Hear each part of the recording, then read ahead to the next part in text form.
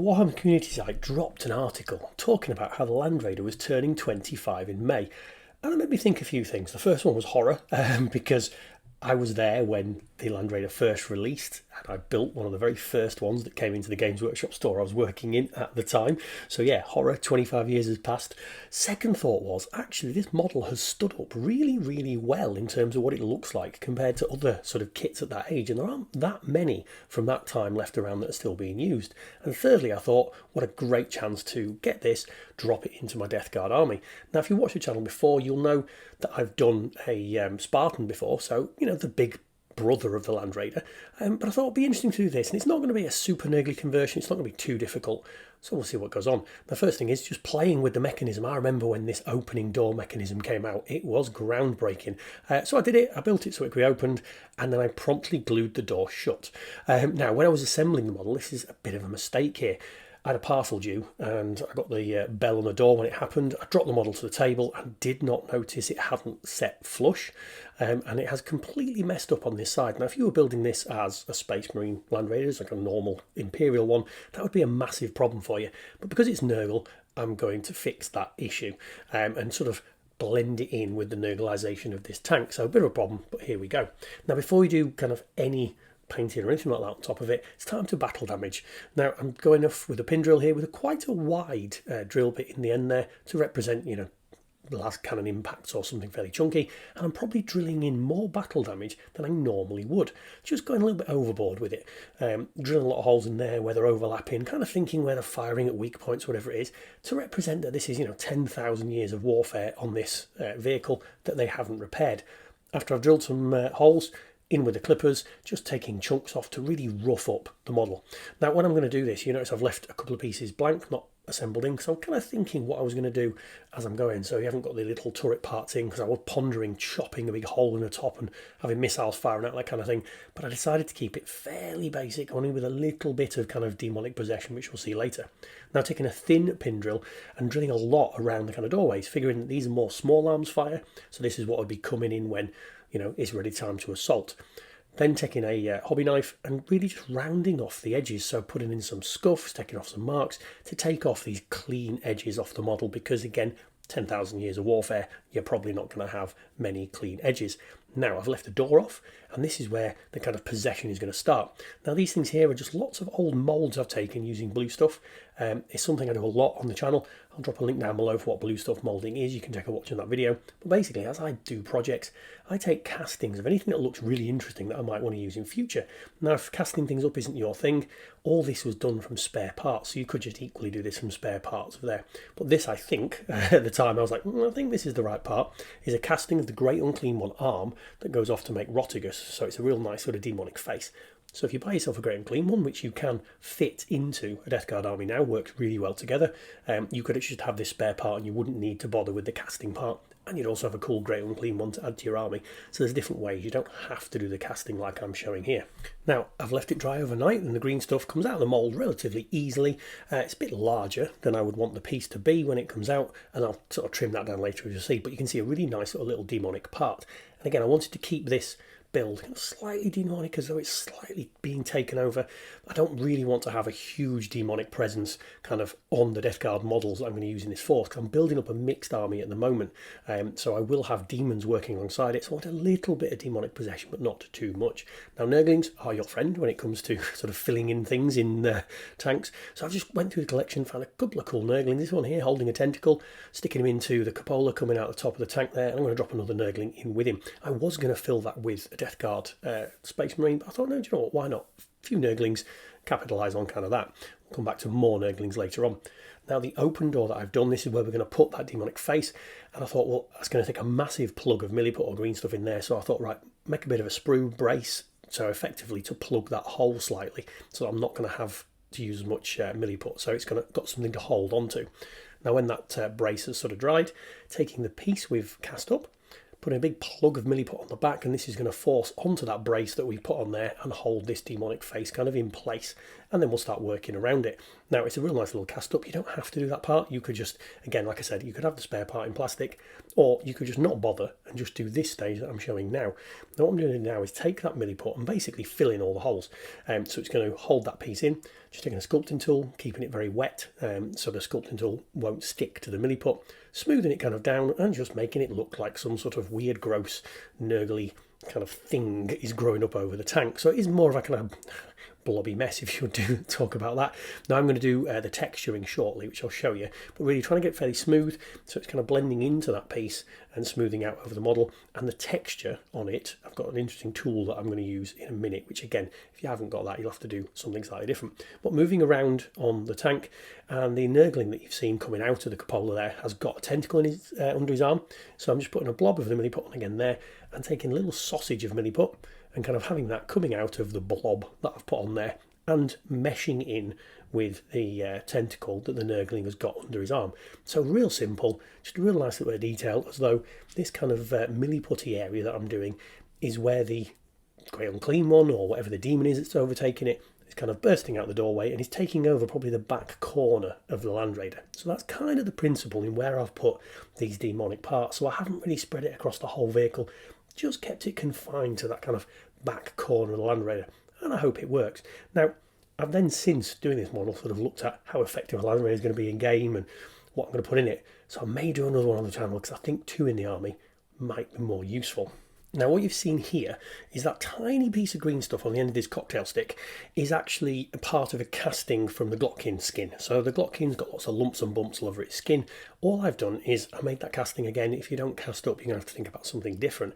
But it's just a tiny section of that casting chopped up, bit of blue tack, and on the end of a cocktail stick. And then I'm literally imprinting all the lumps and bumps are there, so it's almost like the reverse skin of a Glockkin model. Now, if you don't have anything to do like that, you could just take the end of a pen, so that you just want something that's round and indented to be able to sort of push detail into the model, and that's kind of it really. But because it's got several different sizes of holes, it's got a weird texture on the skin, it does work sort of relatively nicely. But again, if you haven't got it, I mean, you could literally just take apart of the Glockkin. You know, if you've got a piece that you haven't built yet, put a bit of Vaseline on the end of there, as you saw there, so it won't stick, and just imprint that. So there are options around it. Or again, you could just use anything really just to imprint a detail. Now this again is a little casting off the Glockkin model. If you watch the channel, I did the Glockkin model into a Chaos Knight a couple of years ago now, so some of these castings have been knocking around for quite a while, and it's really why I think that blue stuff moulding kind of thing is really useful. So sticking that onto the top, just again for a bit of visual difference, to really highlight that fact that this quarter of the Land Raider has been possessed. Now the wet milliput on there, you can see hopefully in the picture, comes out a little bit different, and you can see we're going, this is a different part of the green stuff casting that I've done there. So I've done a couple of little tools just to make a bit of visual difference, but you can see how taking the time to make one of these castings means texturing that milliput was super quick. Now all this is here is a little bag of balls. Every time I use milliput or green stuff, well, not every time, most times I try, if you've got any kind of wastage left, you've got a bit of milliput knocking around, a bit of green stuff knocking around, rather than just letting it set and throwing it away, all I do is roll a few milliput or green stuff balls to do this Nurgleization principle later. So if you see on any Games Workshop model, they quite often have kind of pustules sticking out that are just balls. So that's all that is. Before the milliput or green stuff ever dries, drop a ball into there, and it adds this pustulization. Now dropping on some more Nurglings, and again, if you've played Death Guard for a while, or you know any kind of Nurgle demons, you will build up a collection of Nurglings. I picked 7, number of Nurgle, stuck them on the model there, and that is the kind of conversion finished. So most of the model is fairly standard, just with some battle damage and that kind of stuff. A little bit of demonization in that kind of back corner, because again, like I said, I don't want it to be super demonic. I may do a super demonic one later. Now I've sprayed the model black, and then I sprayed it with lead belcher because it provides the best base coat for doing rusty metal effects. Saves you an awful lot of time because you're not going to have to dry brush lots of metal on there. Now stage 1 is a Grell and Earth. This is a Games Workshop technical paint, and it's got like a crackle paint. So painting it on in a layer, probably maybe a millimetre thick, across a lot of the model. So you can see here, now it's dried. It's been dried overnight. You can see how much of the model I covered. I literally covered every armour panel that would be green for the Death Guard. You can see leaving, though, lots of areas of metal showing through on the armour. So anywhere that a bit of battle damage has been drilled, I've not put a Grell and Earth. So it kind of looks like the impact's hit, shattered some paint off, and then the paint's rusting away and everything around it. Now this that I'm using is Typhus Corrosion, and this is like So that's how you describe it. It's got lumps and bumps and bits of grit in the paint, and it makes a kind of nice rusty flaky effect. And I'm painting that onto those silver areas around where the cracked armour is, and also onto the tracks there. So you can see here what we're looking at, nice cracked flaky armour with that typhus corrosion all around to start building up a multi-level effect of corrosion and damage. And obviously the happy Nurglings there dancing all over the tank. Now that's been left thoroughly dry, it's time to start the actual painting. Now starting off with Death Guard Green, and what you're going to be careful with is do not put too much of a thick layer on. You'll see how slowly this is going on top. It's layered thin paint, it's going over a couple of layers because that cracked effect you've got. If you go putting a thick layer of paint on, you'll just fill in the cracks and it's no point you doing what you were doing. So go slowly, go carefully, and just a nice thin layer across. And you don't have to cover all that brown. So you can see some of the brown is still showing through on the green. I'm going to do a wash days later and then go back over with the green. So it will cover up those kind of brown areas, but it does give a multi-leveled kind of different coloured effect. Rack our flesh onto all the possessed bits. So anywhere we've put that milliput and green stuff wants to go rack our flesh. And be really careful because you don't want any of the metallic showing through at this stage. So I suppose the semi-drawback of doing a metallic base coat rather than a black base coat is you've got to be really careful you don't leave any metallic showing through on, like we're seeing here, on a Nurgling or anywhere you don't want the metal. Now moving on for the Nurgling, so we've done the Rackar flesh, now a bit of Screamer Pink and a very, very quick little bit of wet blending. If you put the Screamer Pink on the end of a tentacle like we're seeing here, before the Rackar flesh has dried, then you can blend it together in those two areas. So you're seeing here, it starts to create like a bit of a sort of vibrant pink and then blending into that dark pink on the tentacle. Dropping back in with a bit of Screamer Pink here and just pulling that across to give sort of different tones. So it's something I do quite a lot when I'm doing the Death Guard, is that very, very quick wet blending. It is really easy, so just kind of give that a go and working on the model. Now if it dries, you see I haven't done the tentacle on the Nurgling coming out the cupola, just put a bit of Rackar flesh back on at the bottom part, nice thin layer. Now this kind of thin layering I talked about on top of the Death Guard Green before is really sort of more visible when you're doing this bone white colour. So I just did a couple of panels to reflect the other Death Guard colour that they had before the obviously Horus Heresy erupted. And you can see how thin layers, and I put a bit too much on here, so I very quickly kind of tried to spread it around so I'm not filling in too many gaps and cracks, but you can see how it builds up and how those cracks will still be visible, so take it carefully. Now onto the Nurglings. These are probably the most complicated part of the model because the actual vehicle, it's fairly block colours, but the Nurglings, I've done Nurglings for both kind of my armies, the Demons and the Death Guard. I'm kind of going to do a hybrid paint scheme here, which you'll see later when I do the wash shot stages. The colours I'm picking, just any old brown really for the staff of the wood. And then the purple I'm using on the robes and the clothing is the royal purple that I use on my Death Guard. So it ties the models into it in that kind of sense. The black again, similar thing, because I do my Death Guard guns kind of shrouded in black. I have done some red before. It just ties that one in there. And I'm going for quite a dark scheme really on this, because you can have quite vibrant models for Death Guard and Nurgle particularly, but I'm keeping it relatively grimdark. But I am going to treat the kind of demonic side of this model and the Death Guard side of this model differently when we get to the washes and we get to the later stage of the painting. Now I'm not going into too much detail on the guns here, just painting the cables in the Abaddon black we've seen before, again to keep it fairly muted. The last kind of stage of the painting before we really get into the washes is this deep yellow stage. Now I've always done a deep yellow onto the pustules and kind of nerdly bits of any of the models, because it gives a good base layer for the Death Guard green, or not sorry, Death Guard green, the Nurgle's rot we're going to use later on in this video. But painting those yellow areas gives a real nice base coat for that colour, but also a little pop of just difference onto the models there. So taking all the pustules, and these ones I'm painting here are moulded onto that bit that came from the Glotkin, but you can see why that's why I choose to put those little balls into the milliput and green stuff. I completely forgot about Retributor armour on here, so dropping some metallic colours, and I left metallics till last, and normally when I'm talking through a paint scheme I'll have done metallics early doors. Left it last on this because there's not a lot on the model showing, and I wasn't sure what was going to get covered up, and I was really pondering how to do these, and I decided no, I'm going to do them the Retributor armour. I'm not going to completely cover the Imperial Eagles because again the wash stages and some of the manky stuff we can do later. Now this is where the paint scheme deviates. Said before, I'm going to treat the demonic parts and the Death Guard parts slightly differently. So this is more how I paint my demonic army.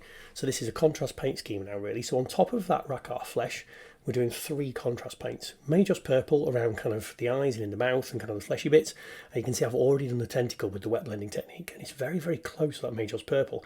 But we're doing that, then taking 2 different greens, and again these are contrast paints.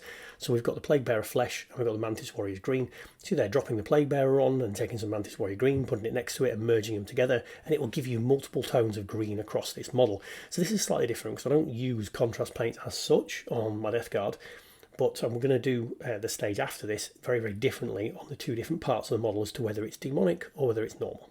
Now again, I've done this on the Nurglings that are all over as well, so they have now been painted. Now taking a Games Workshop Seraphim Sepia, and this is a slightly dirty brown kind of wash, but it's not going to require any painting over the top of. And if you watch my Demon Army painting, I do this stage and it pulls all the model together and gives a nice little sort of murky tone, but doesn't mean you've got to do anything else on top of it. Whereas this wash, however, is the Vallejo Sepia game wash, and it's very, very different to Games Workshop Sepia wash. It is filthy in comparison, as you can see it going on there. So I've split the model. Anything that's kind of demonic, I've kept with the Games Workshop Seraphim Sepia, because that doesn't require painting afterwards, and it matches into my Demon Army that I've already done quite a lot of on the channel. So it's hopefully going to provide a bridge, and when I use the demon parts of my army and the Death Guard parts of the army, you'll see what I mean, hopefully. Using the wet brush there just to take some wash off where I've gone over that kind of possessed little part. So putting a good layer across the whole model, and again, being careful not to let it pool up too much, and if I noticed it was really sitting on any particular area, I tried to move it, because again, this will fill the gaps and cracks. Now when it's all been allowed to thoroughly dry, you can kind of see the Games Workshop Seraphim Sepia has got a bit of a sheen to it. The Vallejo one is really, really matte and dirty. Now it's time to relayer over. Now you can see how long that's taken me to do a very small area of this armour panel. So the paint has been sat on a wet palette now, so it's very, very thin. And we're taking very small amounts of it, putting it onto the armour and really spreading it across. And again, what we want to have here is a real kind of dirty, mucky effect where when you look at this green, you're not just seeing Death Guard green, you're seeing all the different colours underneath, and those areas where the wash has pooled, you're going to get a slightly darker green. The areas where the wash has gone quite thin, you'll get a slightly more vibrant green, but it makes a nice, dirty, mucky effect. But what I'm also I'm not painting right into the gaps and cracks, because I want to leave that looking really dark, and I'm also being careful not to kind of go right up to the edges and make it start looking a bit too vibrant. So it's a very different way of painting. Now you can see I've gone over all the greens, and you can see how there's lots of different tones showing up on these greens, and it becomes really obvious kind of what I'm doing when you paint with this bone white across. So you can see how all these different colours and tones are coming through. It's a very different way of painting. I've had quite a lot of people ask kind of what is the technique, how do I do it? And this is kind of it really. It's a little bit more of dirty artistry. It's not quite going grimdark. It's very much not going the kind of Games Workshop paint style. It's kind of what I've developed myself over however many years of painting Death Guard, and I really like the kind of murky, mucky, you can't quite tell what colour this tank is, and I like that. Now when you've gone over all the armour panels, it's then taking all the other colours you've used and just using them to touch up where necessary. So taking the Typhus Corrosion and dropping onto the areas where you've already put Typhus Corrosion, and again it takes away any area where you might have put some colour on top of the rust, not that it matters if you did really, but then it adds another layer of kind of texture and volume, and starts to separate those rusty areas from the painted areas, and I think it's really nice. And again, you would then go round with the other colours as you're going. Now this is the first new paint, hence the description at the top. These are some dirty down products. I'm going to do the verdigris across the brass areas just to really mucky those brass areas up, and then I'm going to take the rust colour to go on some areas of metal that I think is relevant, kind of around the air vents and stuff you'll see in a minute. So these are products I've not really used too much. I've been experimenting with them over the last couple of months. They are quite nice and just a way of adding an extra layer of kind of corrosion. Now what you'll see is they're all fairly similar colours, so when you look at the greens, the rust, the things that's on here, it's just another layer of rust and adds to the mank. You could go much, much, much further than I'm doing on this, and again, but I like to strike a balance between really, really grimdark versus the Games Workshop kind of colours as I'm working along. Now I didn't put the verdigris on the brass areas on the air vents. I did put some of the rust colour though, just a bit of difference. And then again, taking 2 Games Workshop shades. Apologies for the picture quality there, couldn't get it right. So yeah, Druchii Violet and Drakenhof Nightshade just down across the brass what are called, exhausts, to just again dirty them up a little bit. And that's something I've done on melter guns for quite a long time, and just to give them that kind of lived in sort of burnt feel. Now when that is thoroughly dry, because you don't want to be catching any of the washes, this is a very light dry brush of Beastie Brown, and that tends to be the basing colour that I use on most models, just around the tracks and where any muck might blow up. And it's really not showing up on the camera, but I promise you it is happening. So I suppose that's the guide, isn't it? If you see too much of it going on, you're putting too much. So I just went round very light, and it just adds a nice sort of brown sheen, almost imperceptible, but when you see the model close, you kind of know it's there. Now the model has now been sprayed with Games Workshop Unitorn varnish to keep it safe, seal the paint in so it won't get knocked, and it also stops the flakes of paint that are in that original kind of scheme to make the flake crack paint. It stops it breaking off as easy. And now it's Nurgle's Rock, every Nurgle player's friend, onto the push-dually areas. And what I don't do though is I don't do it across the whole model. I'm only doing it on the demonic areas where those kind of pustules are and under the feet of the Nurgling. So I'm not going completely crazy with it. I'm not dropping it anywhere else. And that is the model done. I need to get a better camera and a better light box so I can do proper photos in there without my painting table in the background. But hopefully you can see the kind of multi-colours of kind of armour on there, the cracks, the rust, the kind of interest in there. Not super demonic, but also not clean and pristine like you get a lot of the Games Workshop Nurgle models. So I really like it. I think it'll fit in well to the army. One of the next stages is to work out what unit's going to go in this, so keep an eye on the channel for that. But yeah, I hope that shows you kind of what I'm doing. Really good fun to do on these models after they've been out in the Games Workshop collection for so long. So I hope you enjoyed it, and I'll see you on the channel again.